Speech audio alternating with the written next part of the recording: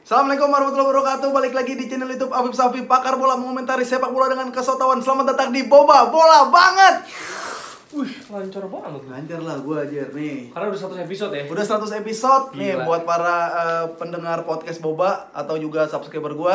Sekarang lagi ada di kantor Noise bareng partner gue, Nah, Jerry Arvino. itu dia. Terima kasih PP udah ngundang. Tapi sebelumnya kita mau makasih dulu ya. Ini ada hadiah yang dikasih buat episode 100-nya Boba dari Prayoga ya kita.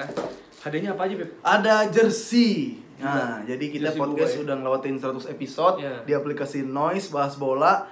Nah, ada pendengar setia kita nih yang ngasih jersey. Ini tulisannya di depannya Boba, di belakangnya ada nama gua. Afif Safi Nah, 41. 41-nya gue Kenapa belum ya? tahu apa. Ini gue 73. Mungkin episode favoritnya kali, Jir. Oh. Mungkin episode favorit si Prayoga pendengar Boba ini di 41. Tapi kalau Prayoga dengerin YouTube-nya Afif, boleh komen di bawah ya. Yoi. Ini ada batu ya, bukan bata ya.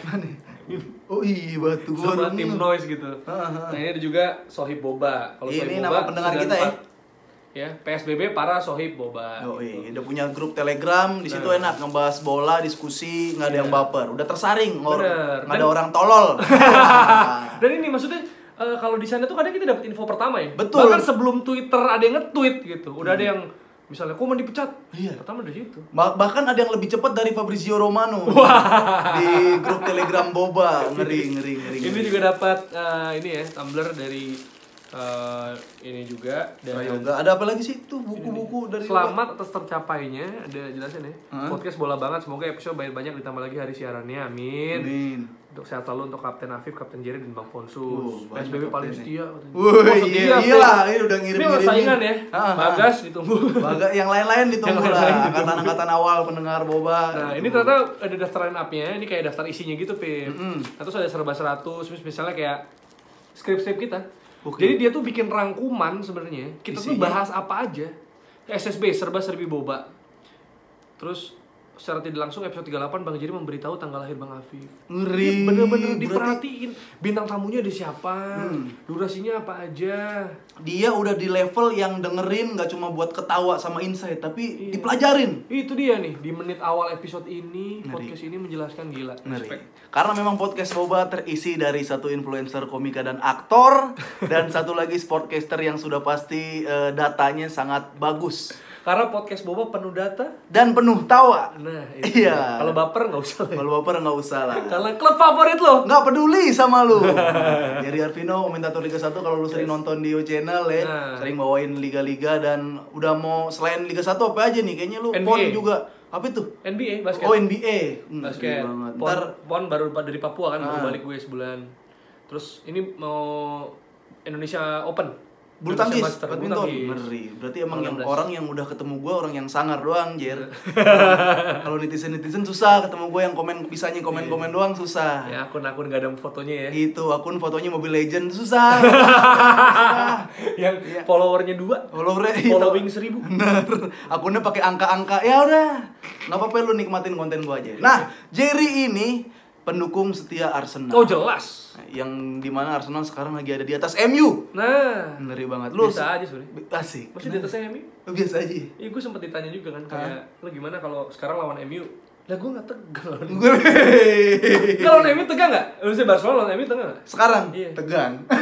Oh, Barcelona kurang. Barcelona yang sekarang tegang. Iya. Masa kalau dulu kan masih ada gimana ya, masih ada hype gitu loh. bahkan Misalnya Vieira, Roy Keane gitu. Oh, Bahkan dari- Martin Keown, Nistelrooy itu tuh wah gitu. Kalau sekarang normal aja menurut gue. Tuh. Lebih tegang Brighton. ketemu Arsenal. Iya, kemarin hampir kalah. Lawan Crystal Palace hampir kalah. Tuh, langsung ngasih wawasan-wawasan, ada Vieira, Roy Keane.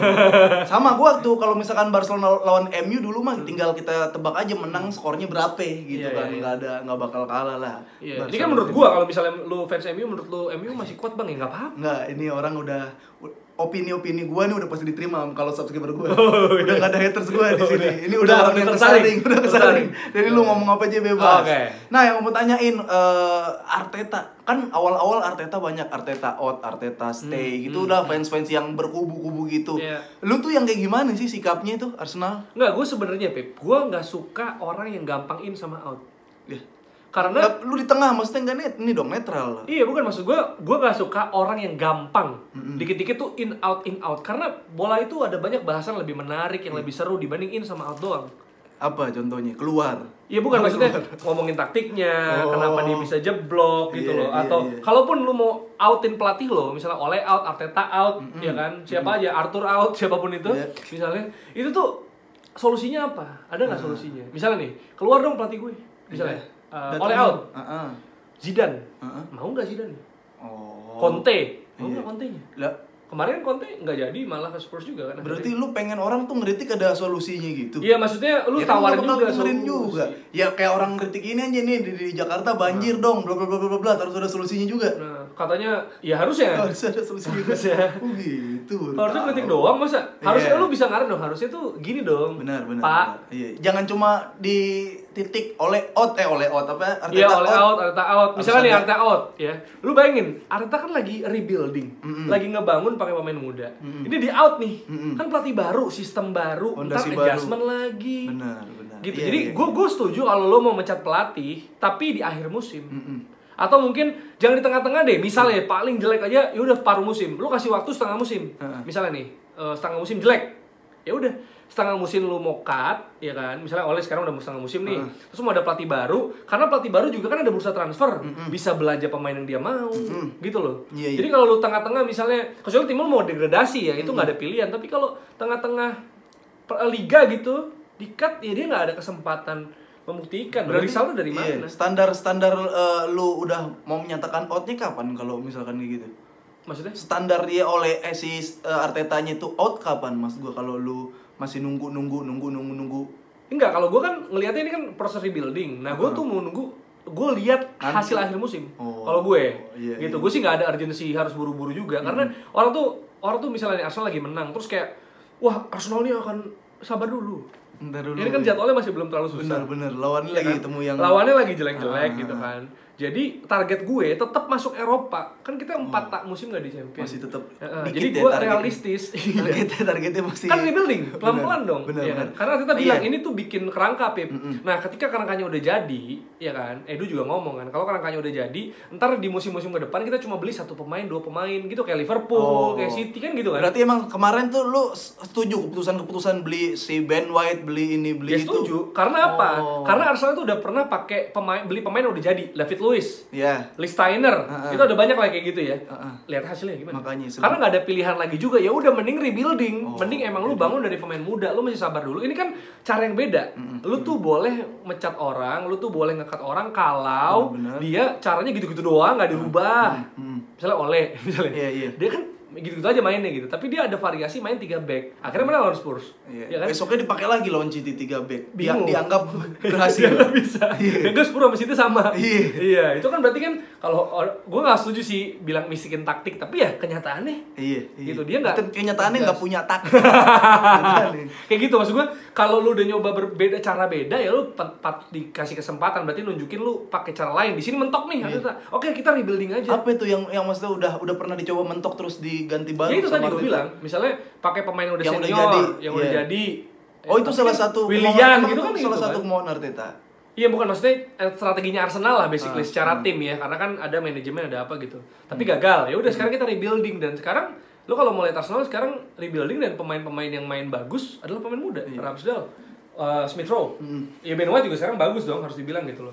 Nah, kalau kenapa orang nanya nih ke gue juga, kenapa MU kok dari bagus jadi turun? Misalnya contoh, Arsenal dari jelek jadi naik. Kan gue bilang dari awal liga, Arsenal tuh apes lawannya City, berat-berat dulu di lawannya Chelsea.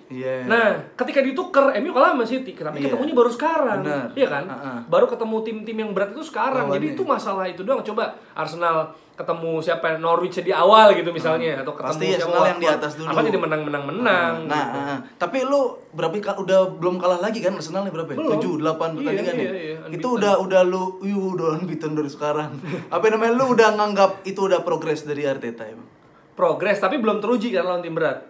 Kita 2 minggu lagi kan dari tanggal 21 lawan Liverpool kan. Nah itu gue mau lihat. Menurut gue sih kalah ya. Kalau kualitas tapi nggak malu-maluin. Tapi kalahnya gimana? Lu kalau kalah sama City 5-0 itu parah.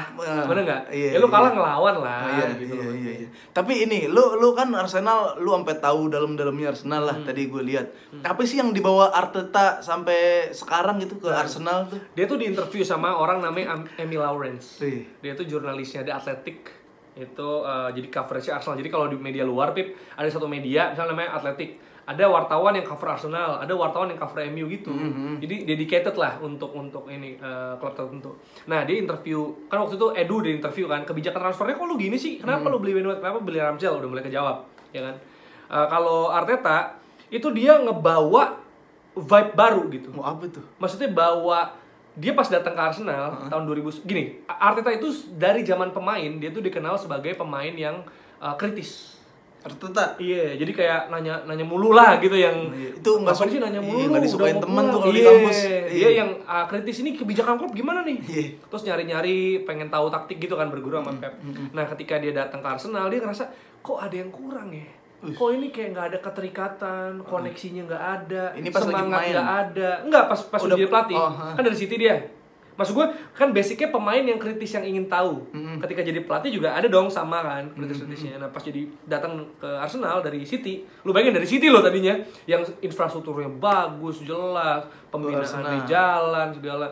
Tiba-tiba ke Arsenal, dia ngerasa kok ini kosong nih. Nggak ada nyawa. Kalau bahasanya lu kayu mati. Nah, akhirnya dia rombak, dia bangun semangatnya, dirubah juga bahkan tempat latihannya namanya London Colney. Itu gimana itu? Itu dirubah kayak bahkan si petugasnya training camp ya, training fasilitasnya gitu ya.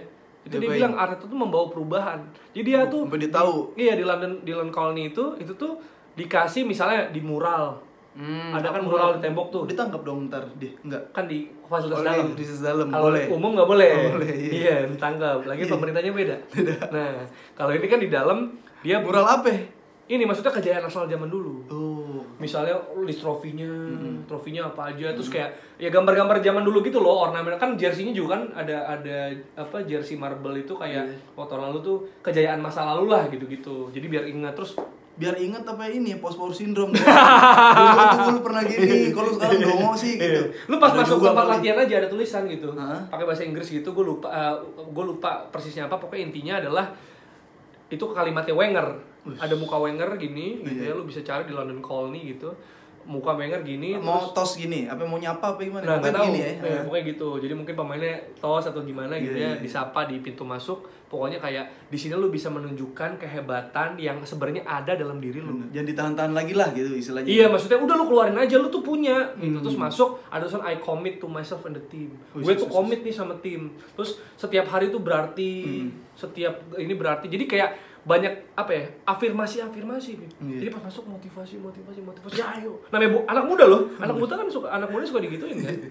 Tapi itu lu nganggap sebuah perubahan nih ya, maksudnya kan atmosfer tadinya lemes loh, nggak nafsu main, nggak menang, males, bego, tim kita tolol, kalah mulu, tapi dikasih ayo bro, lu bisa. Tapi itu sebenarnya kayak cara-cara kayak gitu tuh udah ada di kantor-kantor franchise tau dari dulu. Startup. Iya, udah ada yang buang rasa malasmu, lawan kita utama adalah malas gitu. Itu kayak di Arsenal lu bilang. Biasa aja. Makanya biasa aja tapi iya. Berarti tadinya Arsenal nggak ada lu bayangin. Tadinya Arsenal lebih jelek daripada startup. Mungkin gitu gara-gara Arteta masuk ke dalam startup di ngelihat bagus di City gitu. Lu kalau karyawan lu termotivasi ya kalau diginiin. Iya, akhirnya diambil kali. Tapi ada banyak juga beli apa? Datengin pelatih corner City. Pelatih corner namanya Nikola Jover, iya. Maksudnya pelatih corner gimana? Iya, yang ngelatih corner. Jadi skema corner ada pelatih khususnya. Gitu. Jadi setelah lawan Crystal Palace kalau nggak salah 3 pertandingan 3 gol dari corner. Arsenal. Itu berarti ada strategi berarti kan mesti skema dong. Kalau set piece itu skema kan. Jadi lu bukan asal tendang ke kerumunan terus jadi asis kalau kata coach. Enggak suka kan. Berarti itu tuh Barcelona butuh tuh kayak gitu-gitu tuh soalnya. Karena kan lu enggak bisa nendang asal gitu loh. Lu bisa ini gerak sini gitu loh. Yang gue sebel dari Barcelona tuh kayak lagi corner si Depay ngekernya lama banget. Kayak seakan-akan ada temen yang nyundul anjing. Padahal udah gak jelas-jelas punya pala temen. Dan yang gue salut apalagi lu kalau misalnya kekuatan tim. Kalau pemain muda oke lah, masih semangat anak muda. Aubameyang coba lu lihat ya, Lacazette musim lalu terakhir udah bawa bola lemes, senggol, sengir doang, ya kan? Maksudnya mainnya malas-malasan, coba misalnya orang lihat Arsenal. Tahun ini bro, pressing, kelihatan. Ya kan pressing, terus mau turun ke belakang, nyemakin teman-temannya, Lacazette juga kelihatan lagi gitu. Pola striker jadi 2 lagi kan, dulu kan formasi nggak jelas tuh. Nah sekarang terus kiper juga kata ini, kiper lagi di clean sheet dan diberani ngomel lah sekarang katanya. Iya maksudnya terus ada fans lawan ngatain, terus dia ikut gitu. Leicester kan, maksudnya lu bayangin mental sekuat itu sampai lu dibully di kuping lu, terus lu tuh ditepuk tangan gini, tepuk tangan terus ikutan, berarti kan tuh mental bro, masih muda loh. Gitu, jadi Arteta so far menurut gue bisa membangkitkan mentalnya anak-anak minimal muda mental ini. Dan moral dulu. Iya, dan si pemain tua yang udah malas main ini masih mau ngikut. Nah, itu berarti itu pendekatan psikolog dong. Berbanding kebalik sama Koeman itu. Itu pemain mudanya malas, pemain seniornya juga jadi ikut malas. Koeman gitu, makanya udah enggak bisa. Enggak bisa. Dia kayaknya kurang tuh masalah mendinginkan suasana ruang ganti itu enggak ada Koeman. Iya. Kayak gitu sih ada banyak dan peran-peran pressing sih, permainan pressing terus sekarang 2 striker. Karena Arsenal tuh biasa berapa sih deh sekarang biasanya berapa ya? 4-3-3. Iya maksudnya kan masih nggak jelas 4-2-3-1 ya kan serangan baik di belakang build up gitu kan mau kayak Liverpool City gitu lah. Tapi kan susah di pressing. Nah biasanya kalau main 3 back kan sejajar, low block susah nembusnya. Akhirnya striker 2 kan ada satu bisa pressing, satu buka bola. Ketika ada bola direbut lu bayangin saking pressingnya jauh bagus. Kiper lawan tuh harus buang jauh.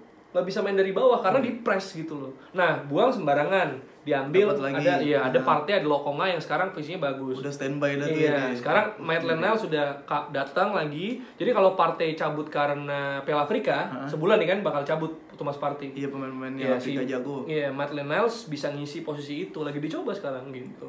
Lu PD-nya Arsenal gimana nih? Abis break dulu kan nih kita Iya, lawan Liverpool. Masih berat, menurut gua masih berat. Liverpool habis kalah juga lawan West Ham. Nggak unbeaten berarti. Nggak invincible.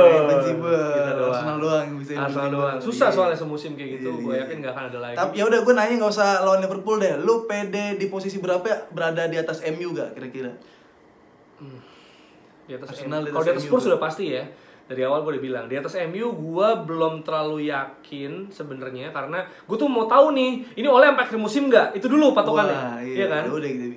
Terus di bursa transfer dia beli apa? Karena masalah MU menurut gue DMF kan, gelandang bertahan. Dia beli DMF yang bagus, Declan Rice misalnya. Menurut gue selesai masalahnya. Itu doang tuh puzzle-nya gitu. Kalau MU masih belum belanja gelandang bertahan, karena taruh Fred terus, Fred Matis gitu-gitu, berat. Gue lebih pede. Tapi kalau di bursa transfer antar Desember dia oke, dan Arsenal kan biasanya Januari Februari cedera, Pip. Kalau udah mulai cumpang cedera tuh susah gitu. Nah, itu bisa dilihat dari situ. Gue baru akan komentar nanti abis bursa transfer, abis festive period, abis Boxing Day. Itu Januari Februari mungkin baru bisa ngomong. Tapi dari awal musim gue tegaskan target gue personal buat Arsenal itu peringkat 6. At least masuk Eropa dulu. Kan kemarin 8 bro, 4 musim. Berarti 8 naik 2 ada peningkatan. Nah, ya kan standar kata lu jangan tinggi-tinggi. Jangan tinggi-tinggi. Pelan-pelan naiknya. Nah, tapi bonusnya UCL. Gua harap jadi Arsenal tuh bisa kalau masuk 4 sampai 6. 4 sampai 6 menurut gua. Tapi realistisnya 6. Pengennya 4 gitu. Kalau 1 2 3 enggak mungkin lah menurut gua. Itu 6 di atasnya siapa ya? West Ham bisa masuk tuh. Bisa masuk West Ham mungkin kan. West Ham. Kan 3 besar menurut gua ya, gue yakin banget Liverpool, Chelsea, City pasti karena skuadnya dalam. Nah Arsenal kenapa main bagus juga? Karena nggak main di Eropa, Beb. Bugar. Staminanya. Bugar. Yang lain kan capek. Jadi dia bisa fokus. MU capek. Lawan Atalanta hampir kalah. Benar. Abis itu lawan ini City, ya habis lah. Iya.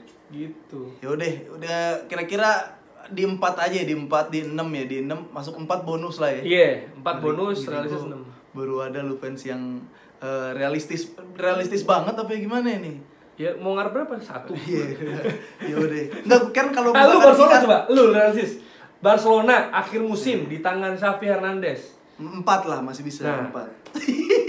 Karena saingannya ya Liga Spanyol. Ya paling dia kalah sama Atletico Madrid, Valencia enggak lagi goyang dia. Sevilla bisa lah.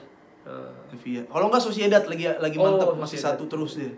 Udah kira-kira kayak gitulah ya. Dengerin terus Pakar Bola. Lu gimana YouTube lu? Gimana network? Belum. Masih nanya gimana berarti. Ya udah dengerin Pakar Bola, nonton itu Pakar Bola dan podcast Boba tiap Jumat bareng gua dan Jerry Arvino. Sampai ketemu lagi. Salam olahraga.